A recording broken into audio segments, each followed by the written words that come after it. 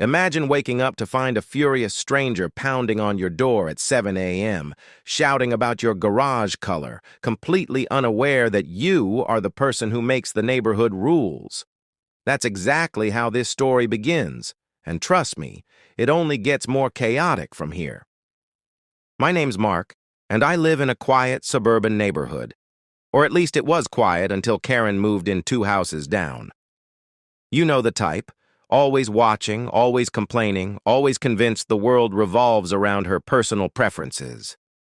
I'd dealt with her complaints before, but nothing prepared me for the morning she stormed over demanding I repaint my garage. I opened the door half asleep, coffee still brewing behind me, when she shoved a stack of printed photos into my hands. "This," she barked, poking one sharply, "is unacceptable. Your garage door is clearly fading into some kind of off-white disaster, and as a responsible HOA member, I'm here to enforce community standards." Community standards. She loved that phrase more than anything. I glanced at the photos, then at her. "Keran, my garage door is fine." "No!" she snapped, crossing her arms dramatically. "It must be repainted immediately. I've already contacted contractors. They'll be here at noon, and you will be paying." Now, what Keran didn't know, because she never bothered to attend HOA meetings, read emails, or acknowledge anyone else's existence, was that I wasn't just a member of the HOA. I was the HOA president. But revealing that too soon would have ruined the fun. So I calmly asked, "Keran, why exactly are you doing this?" Her eyes lit up like she'd been waiting for that question. "Because someone has to maintain standards. And frankly, the way you let things slide makes this neighborhood look cheap." I didn't react. Instead, I took a sip of my coffee, nodded, and said, "All right. If you think it's that serious, I'll look into it." "Oh, you better," she snapped, "or the HOA will take action." She turned sharply and marched back down my driveway, fully confident she'd won. She had no idea she'd just threatened the person who literally decides what the HOA does. But the real twist, this wasn't even her first stunt. Just last week, her daughter trespassed into my cow pasture to take aesthetic selfies, so I photobombed her pictures with a manure loader. That did not help Keran's mood. Little did she know, this garage incident was about to become the funniest, most chaotic HOA showdown our neighborhood had ever seen. Before we get into the showdown, the contractors she hired, and the moment she finally realized who I really was, let me know if you want to continue to Chapter 2. Because trust me, things only get crazier from here. Absolutely unbelievable chaos. By noon, my neighborhood felt like it was hosting a full-blown construction festival, and all because Keran had taken it upon herself to fix my garage. I watched from my porch as a white pickup truck, a trailer full of ladders, and 3 confused-looking contractors rolled up in front of my driveway. They stepped out, checking paperwork and glancing back and forth between my perfectly fine garage door and Keran's house, like they expected someone to yell at them. And of course someone did. Keran came marching out of her house, waving her arms like a traffic controller who'd completely lost control of life. "You're late!" she snapped at the contractors, even though they were right on time. "The garage door needs to be repainted immediately. This is an urgent violation." One of the contractors, a tall guy named Ramon, cleared his throat. Ma'am, this isn't our customer's house. We need the homeowner's approval." Keran scoffed. "I am the authority here. The homeowner has already been informed." Then she pointed at me like a prosecutor in court. "He knows what he did." I raised my coffee mug in a casual salute. "Morning, everyone." Ramon looked mortified. "Sir, did you authorize this?" "Nope," I said cheerfully, "but watching this is the highlight of my week." Keran stomped up my driveway, as if trying to crush every pebble beneath her fury. "You must comply! I reported your garage door to the HOA, and they will take action if you refuse." I tried not to laugh. "Oh, will they now?" "Yes," she hissed, "and I'm demanding an immediate repaint. These professionals agreed to start today." Ramon jumped in quickly. No, we did not. We don't start work without the homeowner's signature." Keran glared at him like he'd betrayed the sacred gospel of pettiness. "Do you want to lose business?" Do you want to get sued? He countered.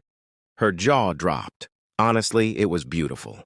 Before things boiled over, I decided it was time to turn up the heat, just a little. Karen, I said calmly, which HOA rule says my garage must be repainted? She froze. That was the problem. Karen didn't know the rules, not one. She didn't read the handbook, she didn't attend meetings, she just assumed authority. I don't need the handbook, she sputtered. I know what this neighborhood is supposed to look like. Ramon muttered under his breath, Lady, you don't even know what our job looks like. Things were spiraling, fast. So I stepped off the porch, walked toward her and said, Karen, there's something I haven't told you yet. Her eyes narrowed. What? I let the moment hang for maximum impact. You really should have checked who the HOA president is. Her expression? Priceless. Karen's face twisted like she'd bitten into a lemon dipped in battery acid. The contractors looked between us, sensing drama levels approaching volcanic. I kept my voice calm, steady, and just a little bit theatrical. Karen, I repeated, I'm the HOA president, the one who approves, rejects, and manages every rule you think you're enforcing. The silence that followed. Perfect. Even the birds seemed to pause. She blinked rapidly. You're lying. You're not the president. I've never seen you at a meeting. That's because you've never attended a meeting, I replied. Ramon snorted so hard he almost dropped his clipboard. Now, I wasn't trying to embarrass her. Okay, maybe a little, but mostly, I wanted her to stop terrorizing everyone. The neighbors had endured her constant complaints about lawn heights, trash bins, porch cushions, wind chimes, barking dogs, and even the aesthetic threat posed by a teenager's skateboard. It was time someone pulled the plug on her self-appointed authority. Still stunned, she whispered, But you can't be the president. That garage is too ugly. The contractors actually laughed, out loud. I didn't blame them. I stepped closer, lowering my voice. My garage meets every rule, and if it didn't, I would know. I wrote half of them. Her face went red, then purple, then a shade I can only describe as furious grape. You're abusing power, she snapped. No, I said gently. You are. You hired contractors to repaint private property without permission. You tried to bully people with rules you didn't know, and you accused me of violating standards that don't even exist. Ramon, now enjoying the show, added, Also, lady, this garage door is literally fine. Karen turned on him like a tornado. You stay out of this. He raised both hands.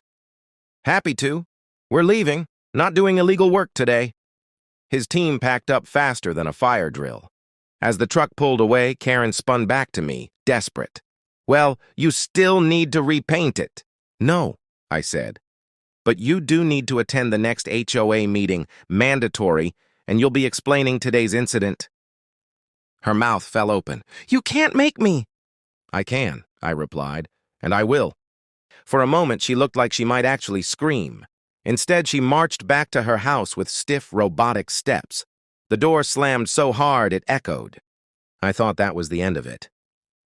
I was wrong. That evening, she returned with something worse than contractors. She brought complaints, pages of them, all handwritten, all nonsense, and she planned to deliver them in person. Chaos, round 2, was about to begin. What happened next would push the entire neighborhood into unforgettable, hilarious, escalating madness today. By sunset, I heard the unmistakable sound of determined footsteps stomping toward my house again. I opened the door before she even knocked, and there stood Karen, arms full of papers, hair frazzled, breathing like she had sprinted through a marathon of rage. I have complaints, she announced dramatically. I raised an eyebrow. I see that. She shoved the stack into my hands. 27 pages, front and back. The titles alone were masterpieces. Fence height anxiety, suspicious garden gnome behavior, excessive nighttime crickets, and my personal favorite, grass that looks too confident. I flipped through the pages slowly. Karen, you wrote all of this today? Yes, she said proudly. And as HOA president, you must address them immediately. I nodded thoughtfully. Great. Let's do just that. Her smug smirk returned. That was her mistake. I walked to the center of the cul-de-sac, Keran trailing behind me like a tiny storm cloud. Then I knocked on the nearest door, and the next, and the next. Within 10 minutes, half the neighborhood gathered around. People stood on porches, sat on lawn chairs, some even brought popcorn. Everyone knew something explosive was coming. I cleared my throat. Everyone, Keran has submitted 27 neighborhood complaints. Since they affect all of you, we will review them publicly. Keran's confidence evaporated. I held up the first page. Complaint number 1, Mark's grass looks too confident. The entire street burst into laughter. I continued. Complaint number 7, the Wilsons' wind chime is emotionally disruptive. Mrs. Wilson held up the wind chime like a trophy, shaking it proudly. More laughter. Next page. Complaint number 14, local cows pose a selfie hazard. That one really got them. Keran sputtered, her daughter trespassed into my cow pasture and took selfies. And I photobombed with a manure loader, I added. Historically accurate context matters. Now the neighbors were practically crying from laughter. One by one, I read every complaint. And with each ridiculous item, the crowd grew larger, louder, and more united. People weren't just amused, they were fed up. This wasn't my battle anymore. It was everyone's. When I finished, neighbors began politely but firmly telling Keran the truth. She wasn't enforcing rules. She was creating chaos. People explained how her constant nitpicking, confrontations, and faux authority made the neighborhood stressful instead of peaceful. Finally, Mrs. Ellis, the calmest woman on the street, stepped forward. Keran, honey, you need to stop. That was the blow that finally broke her. For the first time, Keran went quiet. Truly quiet. She muttered something unintelligible, turned around, and walked home without another word. And the best part? The next HOA meeting came, and she actually attended, sat quietly, listened, participated like a normal human being. Miracles happen, I guess. Enjoying this chaotic HOA showdown? Hit subscribe to catch more wild neighborhood stories and real-life drama twists. If this episode made you laugh, drop a like and tell me in the comments what you would have done if Keran showed up at your door with a stack of complaints.